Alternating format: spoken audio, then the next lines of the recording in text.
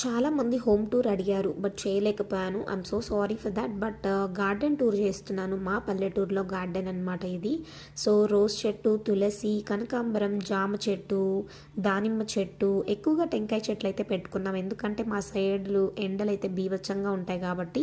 And ఎక్కువగా rose flower చెట్లు కూడా ఉన్నాయన్నమాట. ఎందుకంటే రోజు దేవుడికి పూజ చేస్తారు కాబట్టి మా మామయ్య గారు. సో పూలు తర్వాత టెంకాయ చెట్లు ఎక్కువగా ఉన్నాయి. అలోవెరా కూడా ఉంది. సపోటా, దానిమ్మ, మామిడి చెట్టు, మందారం చెట్లు ఇలా చాలా పెట్టుకున్నాం అన్నమాట.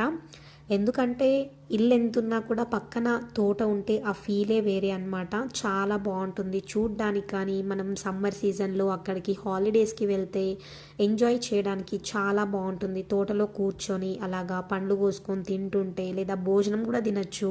కట్టెల పొయ్యి మీద చేసుకొని తినాలి అనే ఆశ కూడా ఉంటుంది కదా, చాలా బాగుంటుంది. It's like one farm house అనమాట. వెకేషన్కి వెళ్ళినప్పుడు ఎంజాయ్ చేయడానికి లాగా చాలా బాగా కట్టించారు మా మావయ్య అయితే ఇల్లుని.